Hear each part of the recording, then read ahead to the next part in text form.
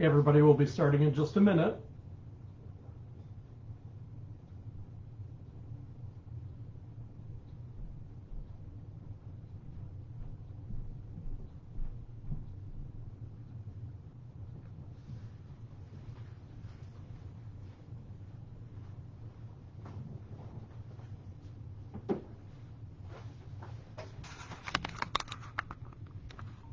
Hey everybody, hopefully there is some sound. Janina's on her way down. We decided to kind of open the room a couple minutes early to let people in because sometimes people panic when they get in there right at 7 or a minute to 7 and we're not live. So somebody gave me the idea to just have the camera aimed down at something. So let me know that you can hear me okay, and we will get started here in just a minute. Want to welcome everybody. Got people from all over the country, it looks like, tuning in. I know we've had some internationals in the past. Sometimes good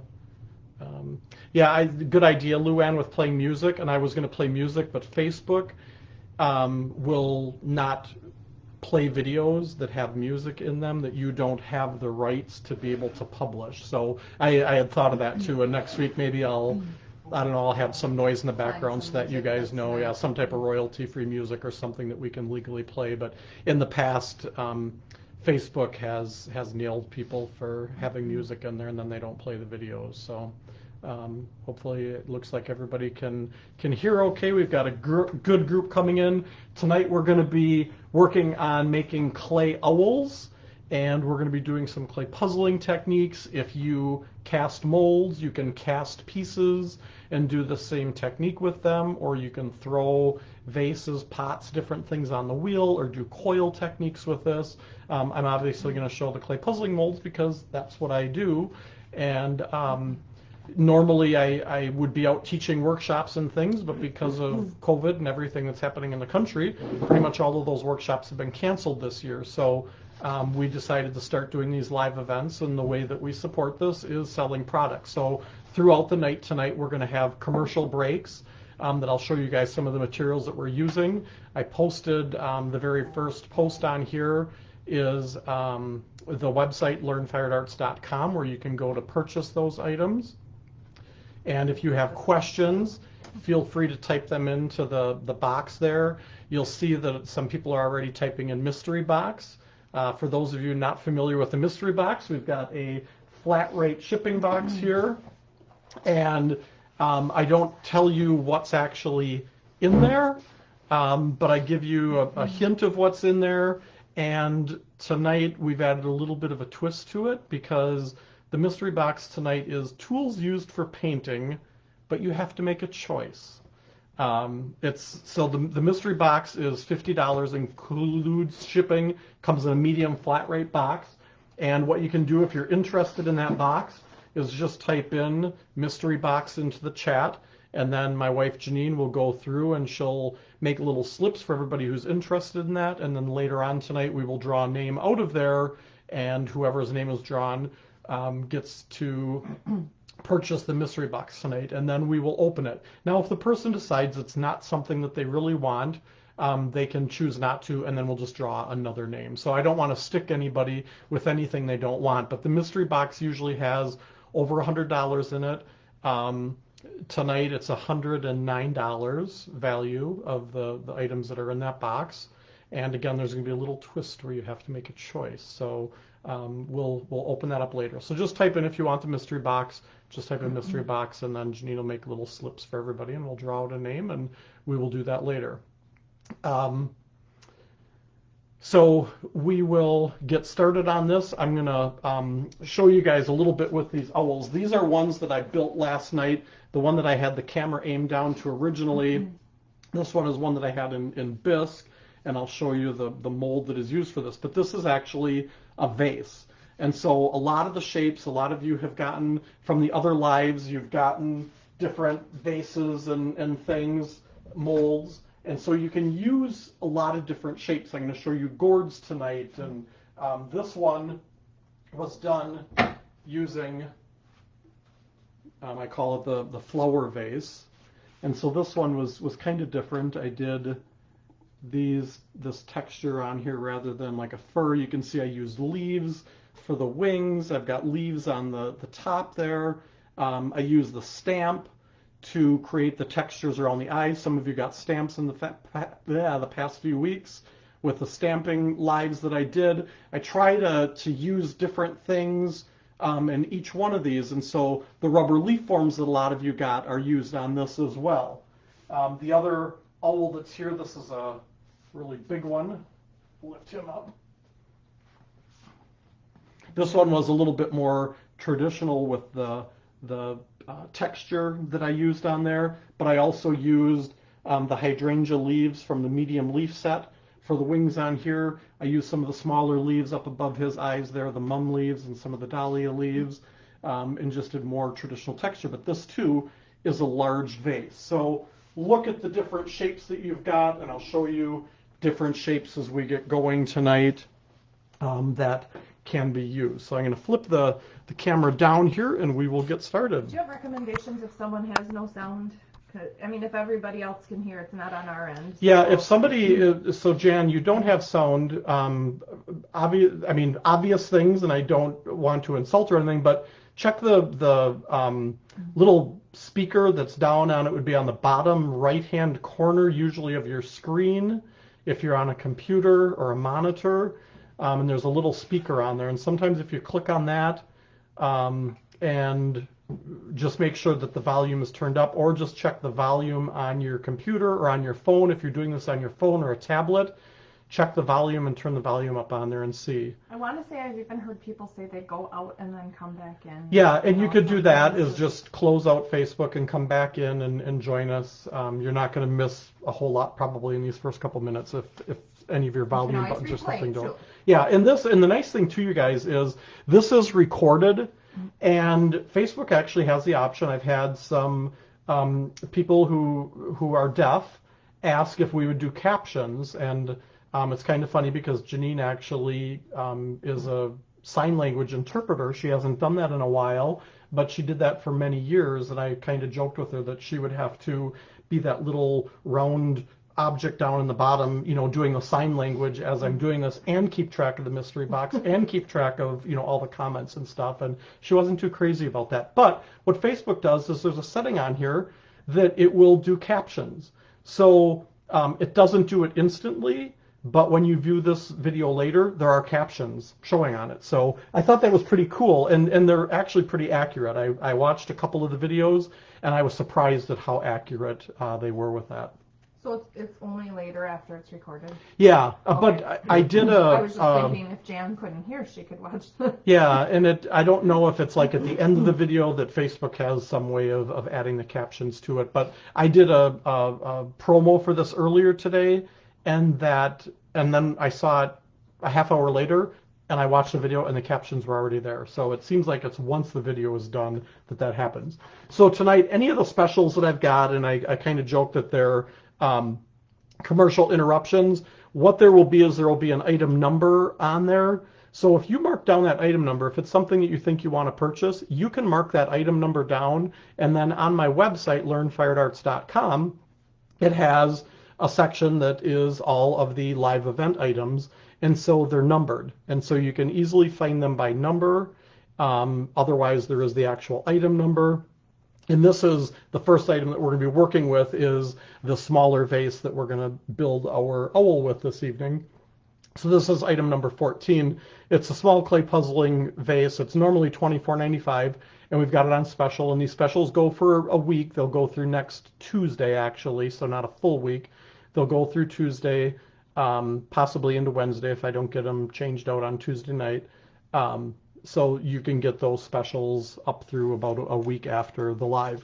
So if you haven't worked with clay puzzling molds, these are two pieces. They're bisque. There's a Velcro strap, and we're going to work with clay inside both halves of the molds. I'm going to move my banding wheel out of here so I'm not flipping this around constantly. They're bisque, and so we're going to work with moist clay inside of the molds. And you can work with any clay body tonight. I'm going to be working with a mid-range, a stoneware clay body, but you can work with a white earthenware, you can work with porcelain, you can work with any type of a clay body. Most clays come in a plastic bag like this. I'm just going to open this up, and there are different tools for cutting the clay.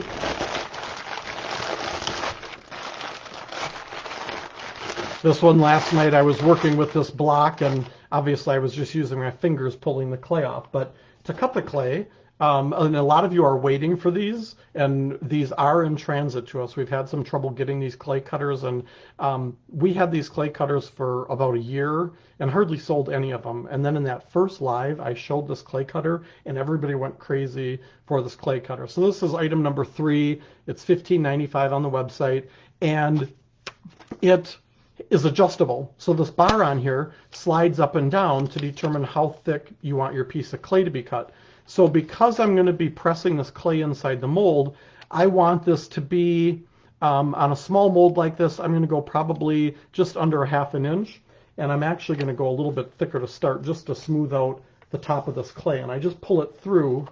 Oh, someone said the captions are actually on now. Oh, are they really? Cool. All right. I guess we don't see them on our end. Yeah. Turn your captions on. I'll try to talk a little slower, Jan, if need be. So I'm going to adjust this to about the thickness of what I want the clay in there. And I usually go between 1/4 and a ½ an inch thick. On larger items, I will usually go even thicker. So like on that big owl that was behind me, I would go thicker on the clay that I would cut off. Or you can cut off a block of it and break off pieces. Oh, good. Jan can hear. All right. You can break off pieces and press them inside. But we're just going to take, because this owl is going to be textured, I'm going to be adding texture.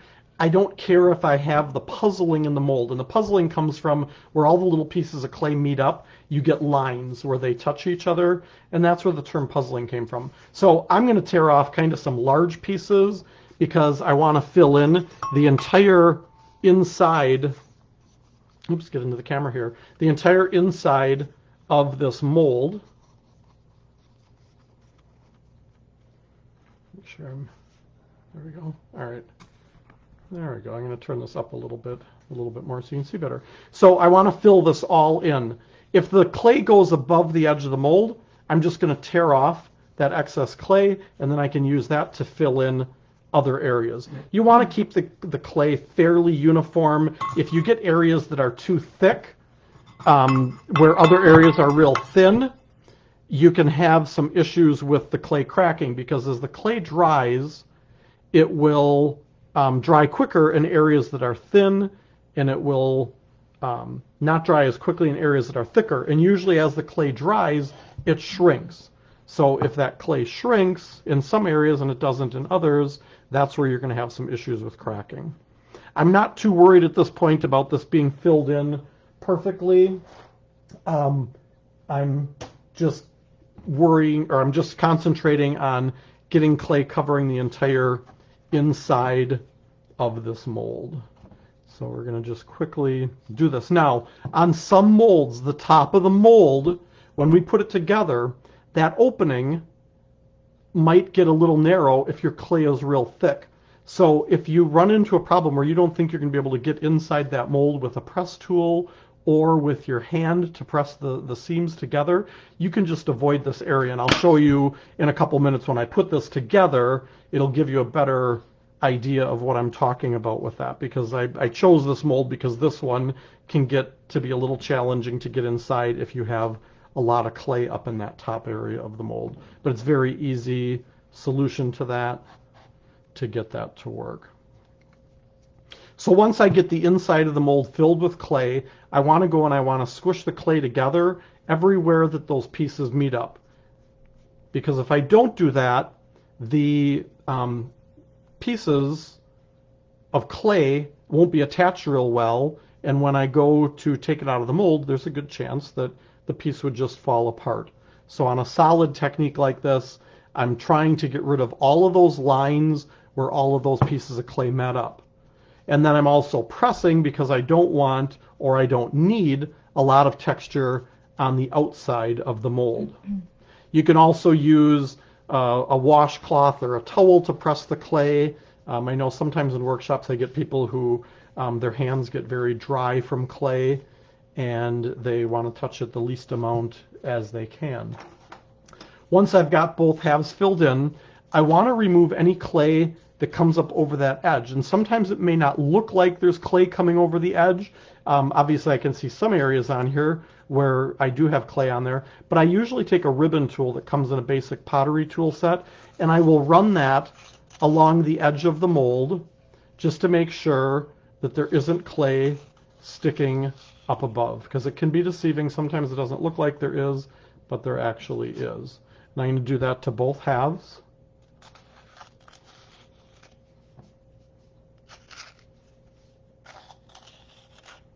All right, and then to attach the two halves, if I just put these together and I reach inside and I squish the clay from one side to the other to attach them, I'm going to create a thin area. So I want to take and make a coil of clay, and you can do this with an extruder, you can do it just with your hands. It can be a very crude coil. I can roll this on my surface if I want, but it doesn't need to be a perfectly smooth coil. So for this, I'm just squeezing and pinching this coil out. And this is going to be a little extra piece of clay that will be used to attach the two halves so I don't create a thin area on one side. So this clay is going to fill in the gap between the two and attach them. Now you'll notice I didn't go up onto the top here, and the reason I didn't is because when I put these two halves together, and when I do that, I usually want to hold the clay inside. So as I flip that over, this piece doesn't flop out. On a little mold like this, it's not a big deal, but when you get into the bigger molds, that clay may just want to fall out. So you can hold it here and on the bottom, you can hold it on the sides, but when I put that together, that opening in there isn't real big. If I have coils of clay on each side, that opening gets really small and I can't get inside there. So I didn't put coils there, but once I press the rest of the inside, I will go back and I will add clay on there. So I'm just going to open that back up again. So I've got the coil on one side. I'm going to put that together. I'm going to use the Velcro strap that comes with it. And I'm going to put that on the mold. And I usually hold one end of it down with my index finger, and then I pull the strap around on there, and then I pull that nice and snug and tight and attach that. Now on this particular mold, because it has a small opening, it's kind of hard to see into the inside. So we have a press tool, and it's hard to get your fingers inside something, with such a small opening. So we have our press tool with our handy dandy little flashlight. One end has a wood ball that's smaller, the other end has a foam ball, and then the flashlight that's on there will shine down into the inside. And it's probably going to be hard to get this on the camera, but the light is shining down in, and I can see that the coil is on this half of the mold. So I'm going to take that tool and I'm going to go down and I'm going to take that coil and I'm going to squish it and kind of drag it onto this half of the mold. Valeria is wondering if you could pour a ginger jar and then add the design to it while it's still leather hard. Yeah, and so if you're not going to do clay puzzling with this part of building your piece, you can pour a piece, keep it in plastic until you're ready to work with it, and you can do this technique and add the textures and things on that wet greenware piece as well. Now, the clay that you use to add things like your eyes and your wings and things, you want to make sure that that clay is compatible with the slip that you're using to pour the molds, because clays shrink at different rates. So if you use a clay body for your pouring, for your slip, and then you use another clay body for the eyes and the attachments that you're going to do, when they dry, one can shrink more than the other and the pieces will fall off. When you fire them, they can shrink more and pieces can fall off. So a lot of times what I tell people that are doing with cast pieces is your trimmings from your mold, take those and put those in a plastic bag, put a paper towel in there, a little bit of water to add some moisture back to those pieces, leave it overnight, and then wedge that clay, kind of like kneading bread dough, so that you have clay to work with that you know for sure is compatible with the slip because it's made with that slip. Some people will take slip and pour it on the outside of a mold and let it set up on there, and then take that and wedge it and use it for their clay body as well. A lot of times I find that the low fire white clay bodies shrink at the same rate as my slip does, but try it out and do a little bit of testing before you build a bunch of pieces.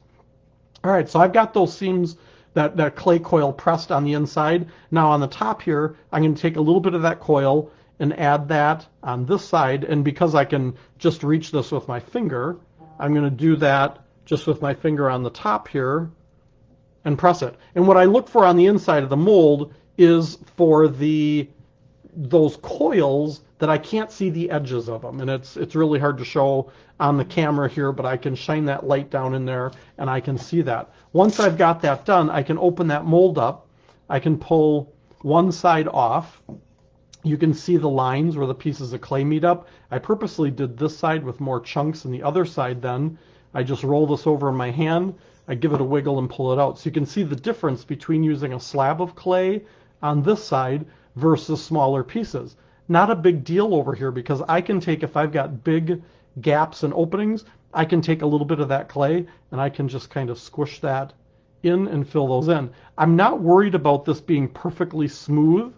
I just want to fill in if there are really big gaps in there. I'm not using water at this point.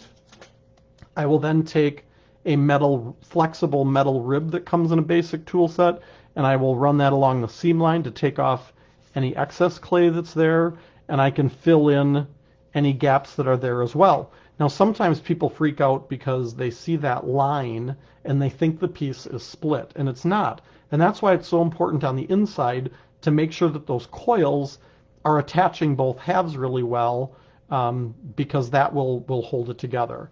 On the outside here, I can take some of this clay and I can fill in. I don't use water at this point on these pieces. People always want to in workshops. They want that bowl of water there to dip their finger in and do all of their smoothing and things and have perfection.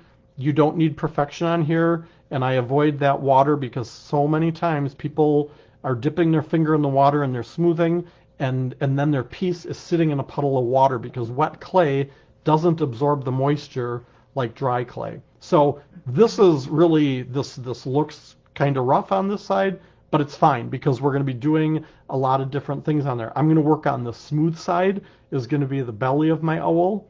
If I had texture like this, I would just take that rib and I would run that across here to smooth this side out and fill in any gaps in that area that I might have. Again, I'm not looking for perfection here, just smooth enough, because I can always go back with a sponge later and do my smoothing at the end and after it's dry. Now, a lot of you got the rubber leaf forms in the past weeks. These were the hydrangea leaves. I used these on that large owl that I showed you at the beginning. On this guy, we're obviously going to want to use something smaller, and so the small leaf assortment has lots of different small leaves to pick from. And when I'm making dimensional clay leaves, while I really like these maple leaves, sometimes they're very fragile because of these narrow areas in the leaf. So I like to use these more for impressions than I do making dimensional leaves. It's possible to do, but I find that they're very fragile. So I'm going to look at like some of the mum leaves, and I'll kind of hold it up on here and be like, okay, that would be a good size for a wing. I could do some of the dahlia leaves, and I'll usually do a couple different leaves on each side for the wings. So I might pick out a smaller mum leaf and a smaller dahlia leaf, and I'll have, something like this for my wings. So I'm going to set the rest of these leaves aside. And if you don't have these rubber leaf forms, they're great for doing clay projects, and I'm going to show you how to make dimensional leaves with them. So you want to take a piece of clay and you want to flatten it out between your fingers, or you can cut off a slab or use a slab roller or rolling pin, and you want to press the leaf into it.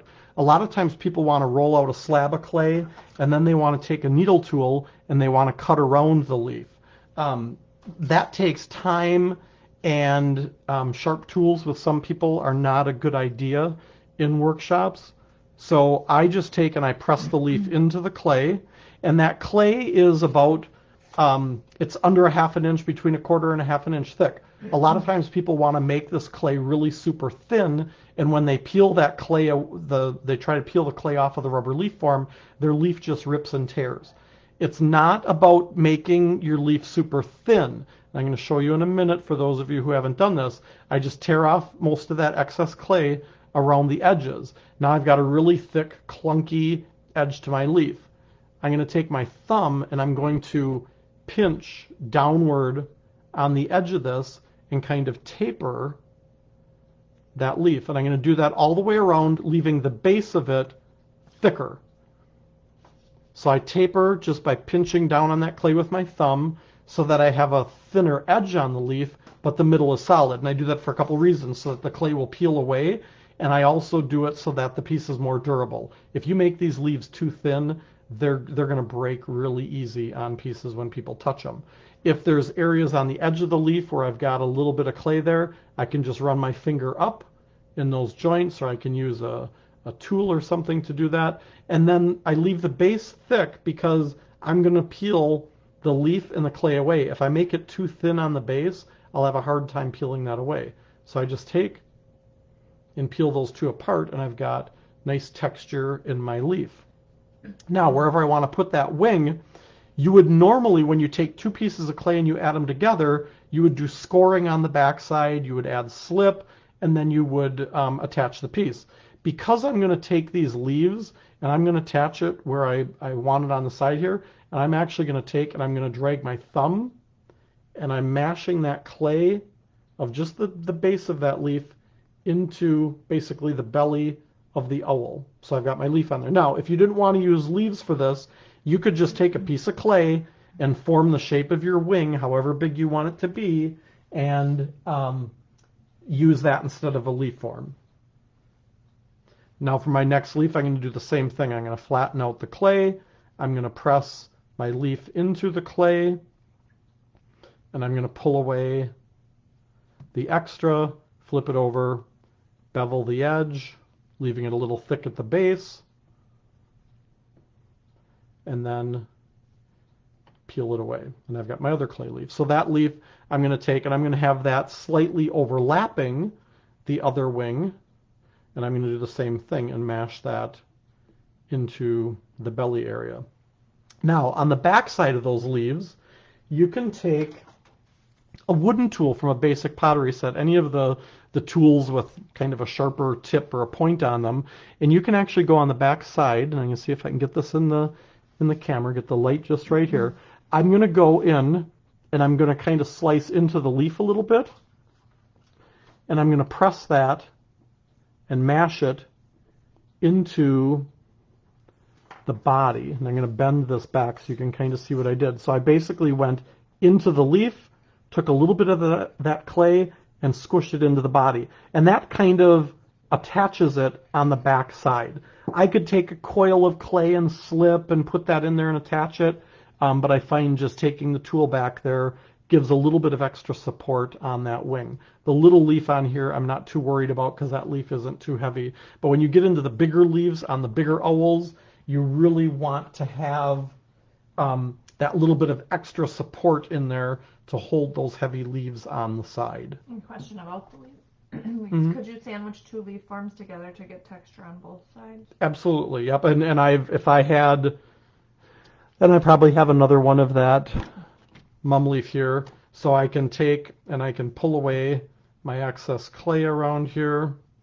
The only problem you're going to run into is the beveled edge, but let's give it a try. So if I bevel this, because if I don't bevel the edge and I just press that on there, I'm going to have a real thick, clunky edge. So let's see if we bevel the edge.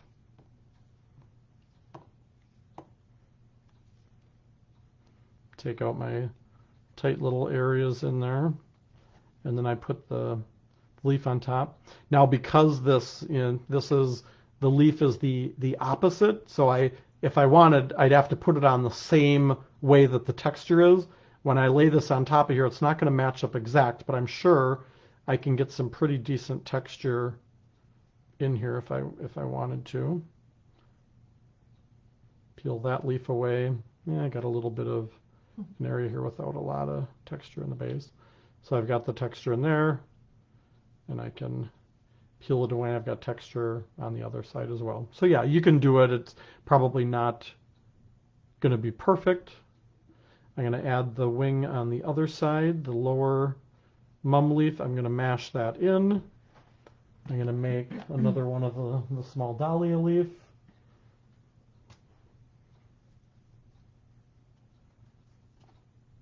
Press that into the clay. Pull the excess away. Taper the edge. And, you know, the first few leaves that you do might take you a little while to do that, but you can see how quickly I can make these leaves. And you start doing these, you can really crank these leaves out pretty quickly. I'm going to go on to the back side, grab a little bit of that clay, and attach it. Also be careful when you guys are adding pieces on like wings that you don't have them sticking straight out. I mean, anything that's sticking way out is just going to be more fragile later. So I usually bend them back and maybe give them a little bit of a twist. I'm not too worried about it at this point because the clay is going to stay soft enough that I'll be able to add or bend and manipulate those later. Depending on the texture that I want to do on this piece. On that large owl, I just did a scratch texture on it. So I kind of decide where the belly is going to be, and I'll usually take the tool and I'll kind of draw or carve a little bit of a kind of a line of where I want the belly to be on there. And then I kind of go over and I smooth that just with my finger, can use a tool. Again, avoid water at this point, and I'm basically just getting rid of any bigger lumps that are there. I can always go back after it's dry and clean that up with water after it's dry. And then I'll just use any of the wood tools that have a sharper edge on them, and I'll just start scratching texture. And I usually take that texture over my line a little bit, and I work my way around the belly area. And then when I get to the wings, I just kind of take that texture up into the leaf a little bit and try to add the texture anywhere that I've got a smooth area. And this too seems like a really putsy thing, adding all of this texture, but it actually goes pretty quick once you really get going with that. And we've got an intruder upstairs. The dogs are barking like crazy. I think our daughter's home from work. So I just work my way around with the texture. I'm not going to texture this entire thing, but we're going to go around just the belly area here to give you an idea. If you get too much texture in an area, you can always just take your finger and smooth it back out and reapply that texture in there. She's not coming in quick enough for them. Yeah. Or there really is, one of these times we're really going to have an intruder up there, and we'll just assume it's our daughter coming home. All right, and I'm going to go all the way up to the top here because we're going to add the eyes and the beak on here. And so this is not only adding texture, but we're scoring the area where I'm going to be adding the eyes on. So I'm going to kind of do this whole area here. Sometimes when I originally started doing this, I added the eyes and then did the texture around it, and that's kind of can be a little difficult to do. Get rid of all my extra clay here. When I do the eyes on here, I take a piece of clay and I kind of roll a coil. I kind of flatten the ends on it. And the reason that I do this is because a lot of times when you just tear a piece of clay off and you roll a ball for this next step, sometimes you'll get one that's bigger than the other. And so if you do a coil that's pretty close in diameter from one end to the other, and then you take and you cut it in the middle, you have two pieces of clay that should be pretty close to the same. And then I just take them in my hand and I roll them into a ball. I set them next to each other and make sure that they are pretty close in size. And then I'm just going to take and I'm going to flatten them with my fingers into a circle. And I want this to be, between 1/4 to 1/2 inch thick. And then I do these and I lay them on top of one another so that I'm sure that they're pretty close in size. All right. And then I can use that same tool to scratch texture, or I can take some of the rubber stamps. And so some of you got these stamps. And so I used this groovy stamp on the large, owl? No, the kind of middle-sized owl. This one I think will look kind of cool for the eyes on this one, or I can take the tool and scratch texture or use anything to add texture, but a lot of you have these stamps. So you can just take that stamp, press it into that disc of clay to add texture. Just one more use of the stamps. People are going to look at it and think you carved the designs in. And then I take and I create a circle with my thumb and my index finger, and I lay that on top of there, and I kind of press down in the middle, and I turn it a little bit, and I turn it a little bit, and I keep pressing in there because I want to create, I don't want this to be perfectly flat. I want it to be kind of like a little bowl. Some people do what are called poof bowls, where they put it on a piece of foam and they press something into the clay and create a bowl. This is kind of like a little poof bowl that we're just doing with our hands. And I just turn it a couple times and do that, and I just mucked that up there on the edge. Someone said the video is gone. The video was gone. Is anybody else having? No, it looks like we're still live. If other people can comment if you're not seeing the video, but it looks like we're still live on our part. It could be sometimes you'll get bad internet service where you are. Something might happen. So on the back side of these now, I want to score and put in lines. Well, there I see Rita said she still sees. Okay. It might just be something, Cindy, I think that was Cindy who said that. I'm going to scratch lines where these pieces are going to attach, and this is what's called scoring. And then I'm going to work with some slip. And here again, you want to make sure that the slip that you're working with is compatible with the clay body that you're working with.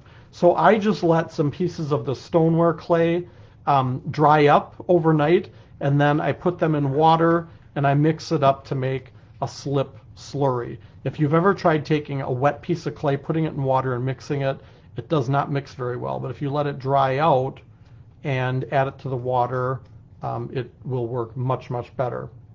So now I want to dab some of that slip onto the back of these little eyes, and then I'm going to decide where I'm going to place them on here. And as I attach them, I'm using my finger in the middle, and I'm kind of wiggling and twisting to make sure that that attaches. The point of scoring is to make areas so that when you put those two scored pieces together, you end up kind of locking the clay together. So I kind of give it a little twist, and I kind of push it to lock those scored areas together, and you get a much better hold. If you don't score and you just slip pieces together, there's a good chance that they can break off a whole lot easier. So I've got my eyes on my owl, and then in the middle of that eye, I want to roll balls of clay to fill in the middle. So again, I kind of do a coil of clay, tap the ends on here to flatten them, and then I take my needle tool and I cut that coil in half and roll those into balls of clay. Now, if you want kind of a goofy looking owl, you can have two different size eyeballs on there if you want. I'm going to score the back side of these, and I'm going to score where they're going to attach in the middle. I'm going to add slip where that score mark is, and then I'm going to put it in, and again I'm going to give it kind of a twist so that clay locks together in there.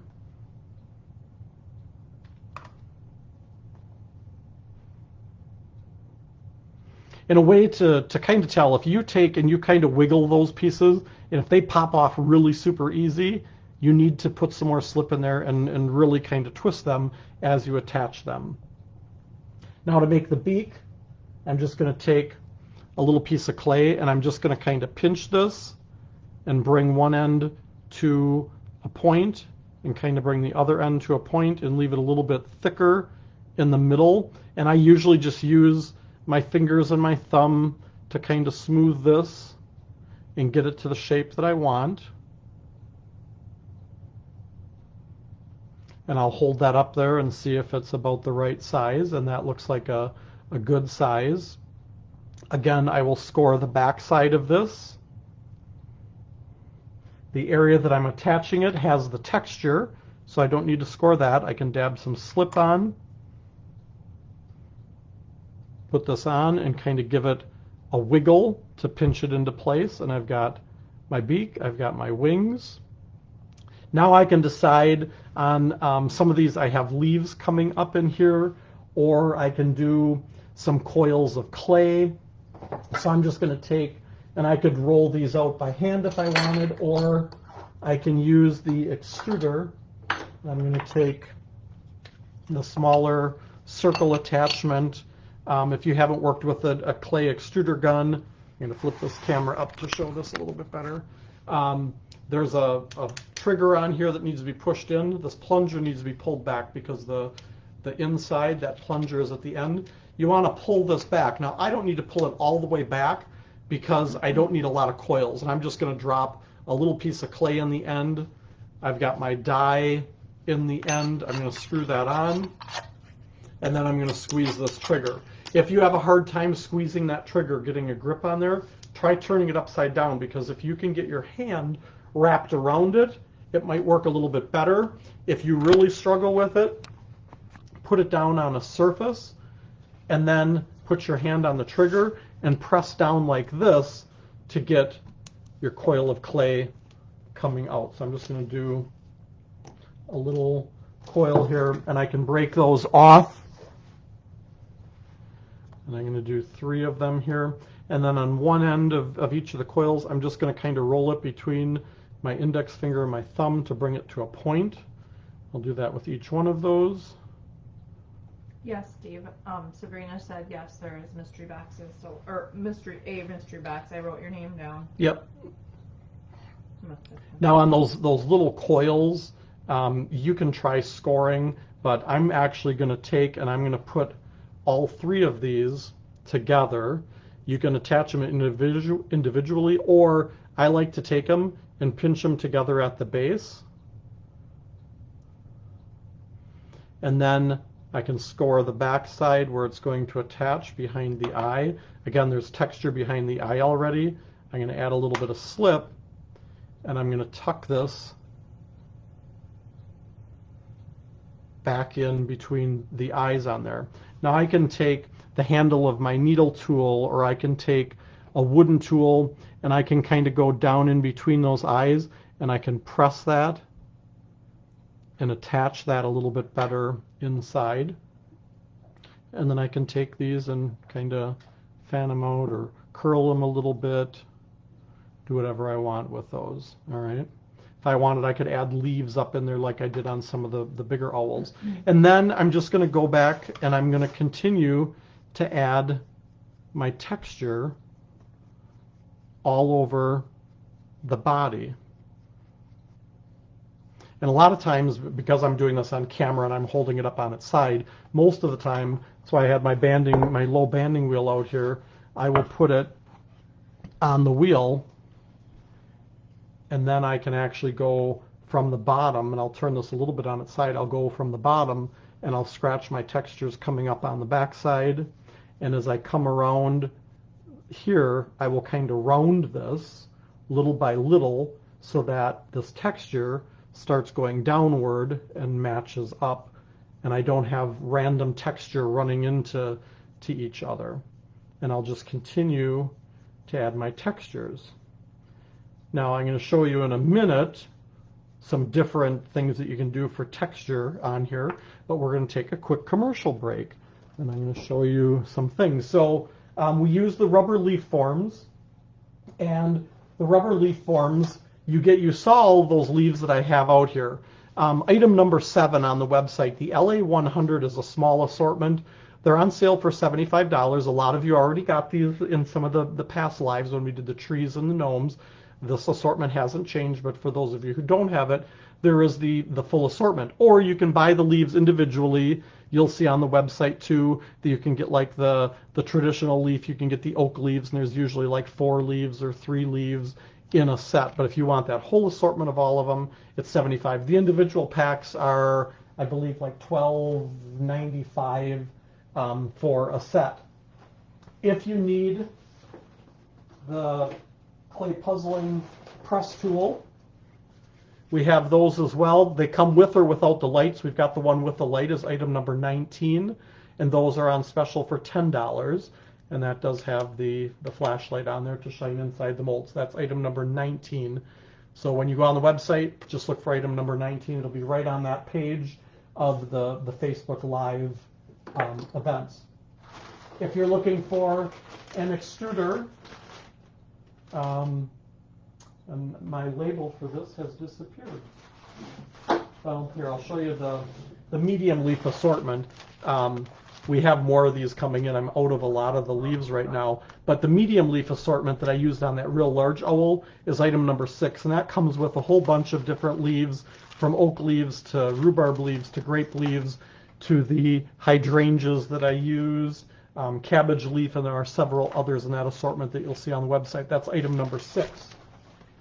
And then we do have 2 different types of extruders, and the Nitec Shimpo extruder. Oh, I think I see the label here. It got stuck to the mystery box. Yep, here it is. This one is item number 4, and this one is on special for $58. It comes with several different dies, and I'm not going to show all of the dies tonight, but you'll see between that extruder and the Kemper extruder that this one basically has circle dies, including a 3-hole die.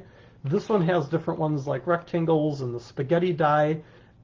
We do have, I know a lot of you asked if you could get the spaghetti die to use with this extruder or with other extruders you may already have. We've actually got sets of just the dies that Shimpo has that will fit in the Kemper one as well, and we have sets of those dies with the square, the square, the triangle, the rectangle, the spaghetti die, a blank die. There's some circle ones in there as well. Those assortments are coming, and they're very affordable. I was surprised how affordably we could get those. The mold that I used here, I showed you guys at the beginning, the item number on that small one. You can also get that same mold in an assortment. And so this one, item number 9, you'll see on the website, the BP 335. This one has all 3 sizes. So this is the small one. You get a medium and a large mold that comes in that assortment. And that one is normally $149.95. It's $129.95, and that includes shipping anywhere in the U.S. for those molds. So any orders that you put in on our website that are $50 or more, there's free shipping in the U.S. 48. If it fits in a flat rate shipping box, small, medium, or large, it's free shipping anywhere in the U.S. So this one would not qualify for anywhere in the U.S. If you're outside of the U.S. 48, you can send me a message and I can get you a quote on exactly what the shipping would be on those items. All right, let's go back to the texture on our owl. So on the big owl behind me, I had a different texture. And so on that one, what I did is I tore off pieces of clay and I rolled these into balls of clay. And this is probably the putziest part of this technique, is all of the little pieces of clay. But I used the same texture. I'm going to show you this gnome, this tree gnome that we did.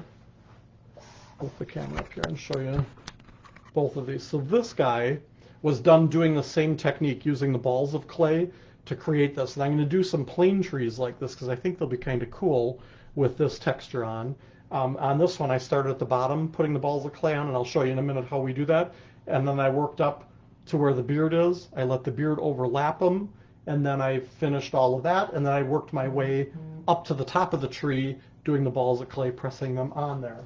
On the large, or on this owl, you can see this texture over the whole thing, and it all kind of starts at the bottom and works its way up to the top. So this is, I'm going to show you, if you want to add this texture to the piece, how you can do that instead of just scratching the texture inside. Whoops. All right, so you would take the balls of clay, and again, you don't need to score and slip these, because we're going to lay that ball on there, and then we're going to take our finger or our thumb, and we're going to press it, and we're going to drag it up. And so I would do kind of a row, and I kind of say it's like laying bricks. I press that in, and then the next row, I kind of start in the middle of those two, and I press that in and work my way up. Now, the sides of this, because this clay is soft, wants to squish in. So this is where then, if you can get your hand inside, you would take your hand in there. Since I can't, I'm going to take my press tool, and I'll just reach inside there, and I'll kind of press that clay back out as it dents in. A lot of times I would put my hand on the inside and support it on a bigger piece.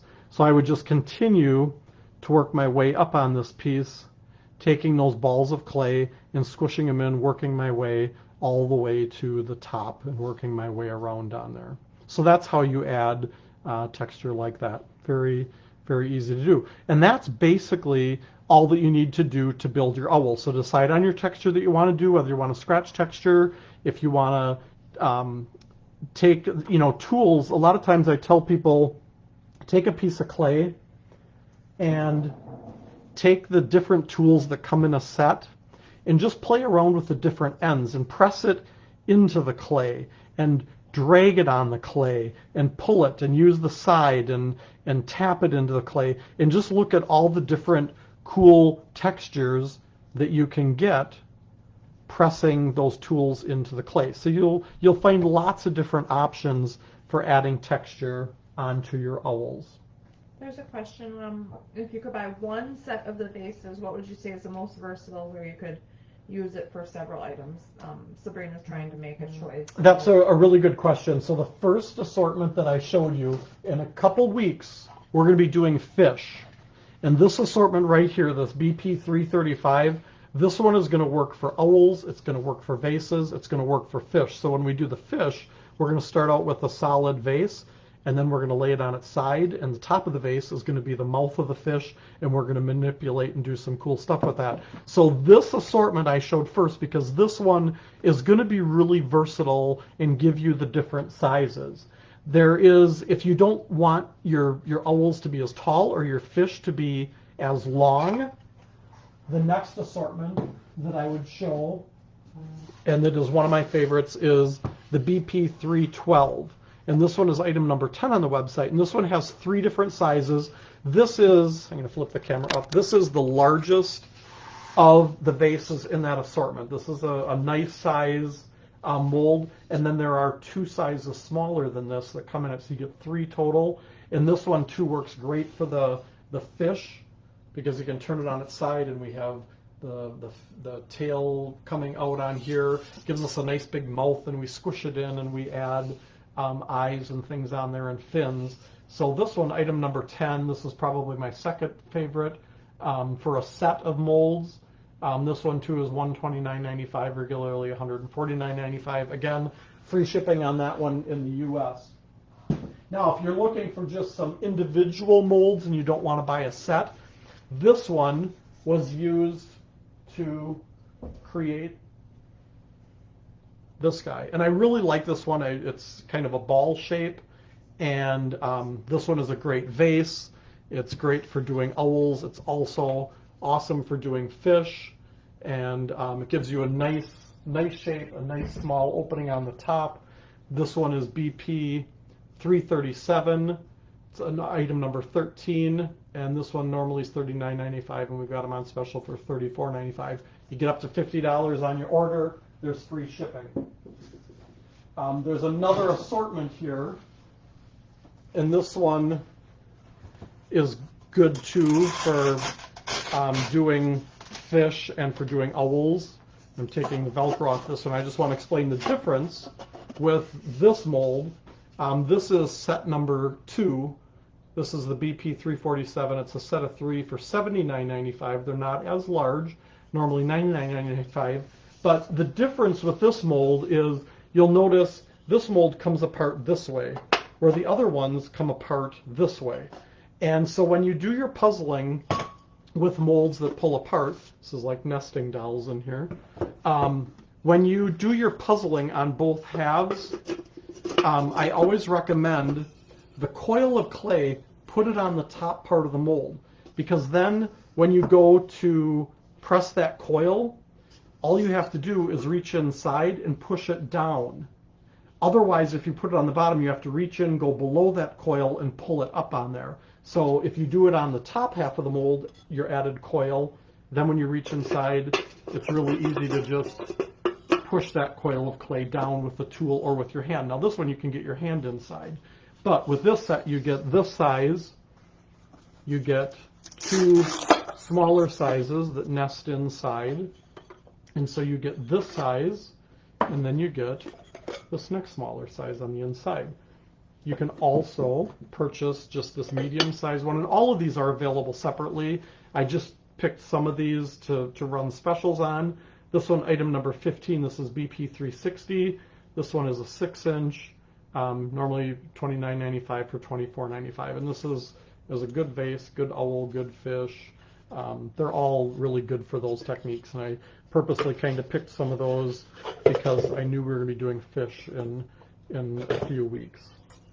Someone wants to know if we'll be doing any of these projects at the weekend retreats. You've done them before. These projects I have done at the weekend retreat. I usually try to come up with new projects that we haven't done before, but then I will usually leave an opening for people to pick a project they want to do in clay, because there's always people who weren't at previous retreats, and somebody might want to do a fish and somebody might want to do a gnome, and so I usually leave an opening, a time slot that you can do that if there's something particular you want to make. This one is a newer mold. We just added this. It's number 16, BP 529. This is a tall vase, normally $79.95 because it's new. It's $49.95. Now the outside of this has texture on it, but the inside of it is smooth, so don't let that texture worry you. This would make a really big fish, but this is what I used on the big owl back here. When I did that one last night, I used that mold. What number was the last 3 molds? The And last then 3 Luann molds? wants to know how much was the set of 3, but there's various ones. This last one, this was number 2, BP 347. This one is $79.95, normally $99.95 for those 3 nesting molds. There were a couple sets of 3, right? Yeah, and they're all on the website, Luann. So if you didn't catch the numbers, you'll She see wants to know them. how much. Oh, how much? So, like, If that was the one, or that first one that I showed. Let me set this one down so I don't break it. The first one I showed was $129.95 for these 3 molds. The wide vases, same thing, $129.95 for the 3. This one is one of my favorites for owls too. This is item number 11, the BP 400. This is the taper top vase. This one is normally $74.95, $59.95 for this one, and it's a nice shape. You can get your hand onto the inside. Again, this is one where the top, put your coil on the top when you want to attach those halves. okay, I think she said the last set of 3, but I think you answered that. Like, Yep, right? that was the She first. might have typed it in before. Yep, the first one that I showed. Thanks.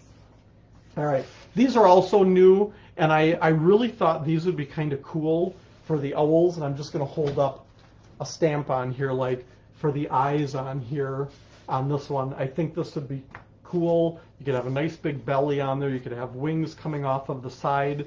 This one is item number 17, and they're sold individually or as a set. So these both, you open this up, got the other one on the inside. So you get both of these sizes in the set. We just added these to the website, and that was item number 17. And individually, the tall one is on special for $34.95, short one is $19.95, or you can get the set of the two for $49.95.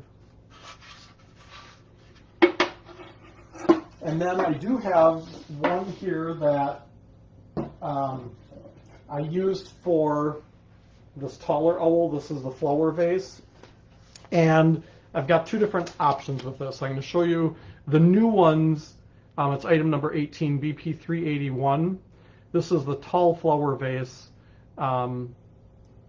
It is 11.75. I couldn't read my own writing on there. 11.75 inches tall. It's $29.95, normally $39.95. Now, I've got a second sticker here, and this is good for the people that are in for the live. I have 3 in stock that will be $10. And before you type in that you want this vase, the $10 ones, the reason that they're $10 is some of them don't fit together quite right. There's a little bit of a overlap in there. We had a few of these that happened with where there's a little bit of an overlap and they don't fit perfectly together. Because you're texturing the clay, that little bit of a bump when you take it out of the mold, it's not a big deal, but I can't sell these as, perfect molds. So I have 3 of them that are $10. You can type in there if you want those, and when you go to pay for these, item number 1 on the website is the pay by the dollar amount, and so you would just put 10 in there for quantity. The other catch is you can't just buy this. You've got to buy something else. It's not for me to pack this. It's probably going to cost me $10 for packing materials and stuff, but I don't want to throw them out. So I'd be happy to get these to somebody. If you're interested, just type it in the comments. I don't have the $10 ones on the website. Only the new ones are number 18 on the website. All right.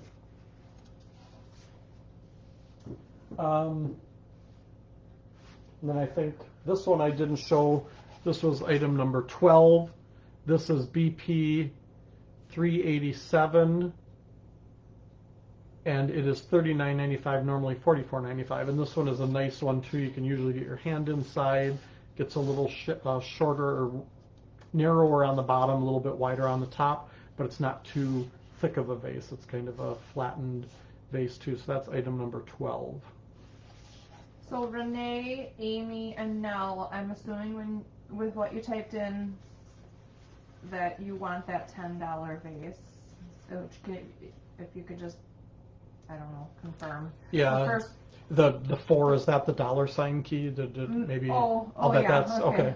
So yeah. Okay, so Renee and Nell, and then Amy, you typed vase. Okay. Okay. Okay. All right. Thank you.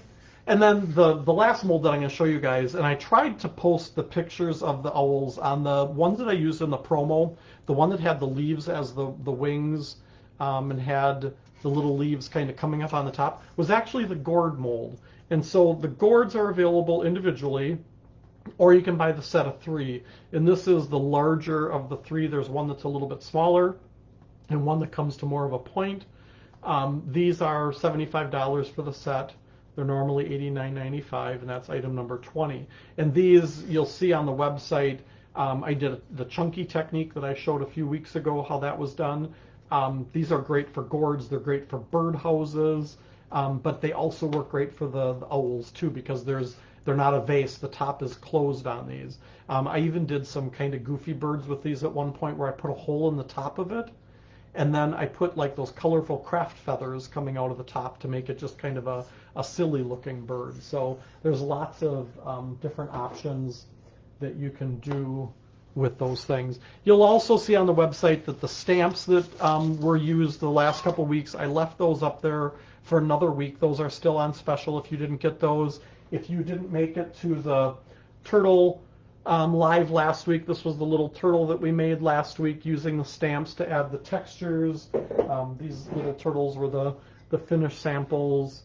I showed how to do it on a plate and stuff, and so those stamps are still up there. The cone molds, we're finally caught up on the cone molds. Those I think I still have up there too. If anybody didn't get cones, I swear I think everybody in the country should have a set of cones at this point, as many of those as we've done. Just looking to see if there's any other items here, or if we should go to so the set of vases you're choosing tonight is BP 335. Yes, that was the small vase from that set, Kathy. Okay. Yep, that is correct. So I think we are probably up to the mystery box. Anybody want to see what's in the mystery box? Got the names here. I'm gonna draw out a name here. We'll mix this up. There's a lot And of so names. tonight you get to make a choice, and I'm going to show you what's in the box. And the first person is Suzanne Randall. Yeah. All right. Whoops. Hold it up here. All right, we got Suzanne. So I'm going to show you what is in the mystery box. Flip it down here.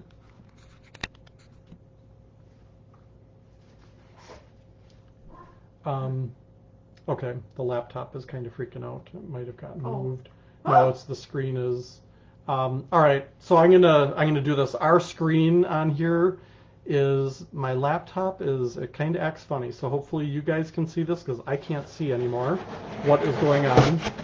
But the mystery box starts out with a paint palette. Can they see you? I'm hoping that they can see. I can't even see the. It's just really big too. Like what the heck? If you okay, I'm going to try something, you guys. Hopefully we don't lose you guys. I'm going to just close this and reopen it. A lot of times that does it, and then it should let us scroll back. Let me see if I can scroll up and see you this way. Oh, but still kind of. All right. So if hopefully you guys can see us. If not, I will post a video. Oh, I can see it now. Okay, it's coming in. It's getting smaller. Okay, so I'm going to quick do this before. Okay. So we've got the paint palette in this assortment. These are some new brushes that we just got in today. These are going to be added to our website. And these are a ceramic glaze and underglaze assortment. And so in this assortment, you get soft goat fan brushes. They've all got acrylic handles. You don't need to worry about these getting left in water. And then there's 4 each of small rounds, some flats, and some wash brushes that come in that assortment. And those are good for glazes and underglazes. Everybody else could see fine, apparently. Yeah, it's my laptop. If it gets moved and bumped, I think it's time to get a new one. It also has a set of gold Taklon brushes, and so these are good for like acrylics, and you can also use them with glazes. It's a little bit firmer bristle than the natural hair, but these two all have acrylic handles. There's flats and rounds in this assortment. You also get a nice set of our best quality of Royal's best quality dry brushes. You're getting some flats and some rounds in that assortment. So these would be used with stains for dry brushing. And you're also getting a set of flat and round, these larger jumbo size brushes, great for dry brushing and base coating. So you can decide if you want this assortment, or we have this new ultimate brush assortment. So you have to decide if you want those brushes or if you want these brushes. And so this assortment comes in a zipper pouch, and it has an assortment. These are all acrylic handle brushes. It's a combination of Menta, Aqualon, and Moderna brushes. And so there are mop brushes, there are rounds, there's a liner, there's the 3 dagger brushes, there's a large wash brush, a square shader, 4 synthetic goat fan brushes. There's also a stiff bristled fan brush. I use that a lot of times for textured pieces where I'm putting color on, or I do my splattering techniques with that. And then in this assortment, you also get this Moderna, this 10-aught liner brush. And this is a gold Taklon. This is a really awesome brush, you guys. We just added this to the site. These just came in today. And next week, I'm going to show you guys how to use this brush for painting eyes. So next week we're going to do eye painting, and we'll be using this liner brush. If you haven't worked with liners, they're great because they hold a lot of color. So for doing things like lashes and the outline of the eye and things, these liners work great. So this assortment, or you can do the other assortment. It was Suzanne who won the mystery box. You can just let us know, Suzanne, which one you want. You can just type that in there. This case zipper's closed, and there's a handle on the top here that you can take with you. Now, for those of you who are sad because you didn't get the mystery box tonight, we do have this Ultimate Glaze Brush. This is item number 21. If you want to purchase these tonight for anybody other than Suzanne, Suzanne gets it for $50. Anybody else can get this for $69. This is normally $109 for this assortment of brushes with the case. All right.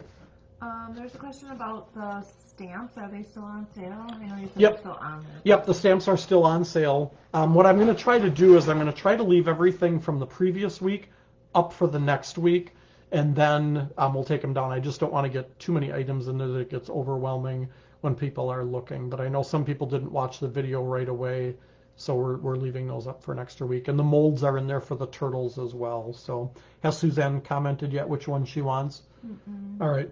If she doesn't get it typed in tonight, and hopefully she's still in here, because we need to know for sure that she wants it. So Suzanne, if you are in here, Suzanne Randall, let us know. If you don't respond in here, we're going to have to draw another name.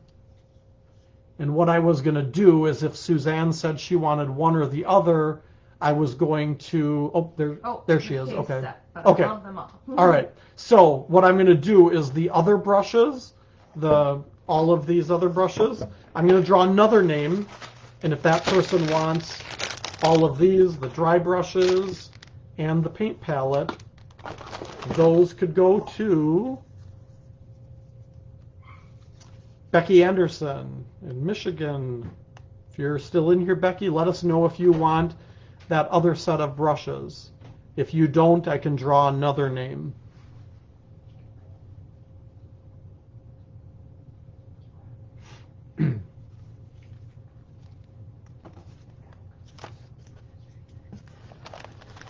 All right, yep, we've got Suzanne for the case set. And then Becky would have these other brushes if she wants them. If she doesn't, we'll do one more drawing for those brushes. All right, Becky. Yes, I do. All right, so that one goes to Becky. So that's all I've got for you guys tonight. I'm just looking at my slip. Oh, you know what? I forgot to talk about drying and firing. I'll talk about that quickly. I just looked down at my slip. So with clay pieces, some of you have been in my other lives. I've talked about that. You want to let those pieces dry naturally for at least a few days. And then you can either place them on top of a kiln that is firing to heat them up and dry them out completely, or if you've got a kiln that can dry the pieces, a digital kiln that you can do a preheat on it, and you can set it to go, it basically goes to 180 degrees roughly, and it holds there for a certain number of hours. So if you've got one or two pieces in the kiln that are wet, I say 3 to 4 hours of a hold. A lot of times I just do like an 8 or a 12-hour hold just to be safe. It doesn't cost much for the electricity to heat it for that time, but you want to make sure those pieces are dry. Pieces will blow up in the kiln if they are wet or damp. And so I usually dry them longer than they need to be just to be sure. You don't want to put pieces outside. If you're living in an area that maybe it's still getting warm during the day, it isn't here in Wisconsin, but if you put them outside to dry in the sun, you don't want to dry them too quickly or have a fan blowing on them because that can cause pieces to crack. So just kind of have them in an area where the wind isn't blowing, there isn't heat coming down, a heat vent or something. Let them dry naturally for a few days, then put them on the kiln or in the kiln to dry, and then go into the firing cycle. If you put them outside and you have them out there during the daytime and they get nice and warm and they get nice and dry, and then they're out there at night and it gets really cool and damp at night, that clay can take on moisture again. And then you fire it and the pieces will pop. So you want to make sure that once you get them dry, that they go right into the kiln. Don't leave them sitting out where they can be exposed to dampness or moisture. All right? So I hope that makes sense. I think I got everything covered. If you guys have questions, feel free to contact me. Appreciate you guys being here. And again, next week, we're going to do painting eyes. So have a good night, everybody, and thanks for joining us, and I look forward to seeing everybody next week. Take care.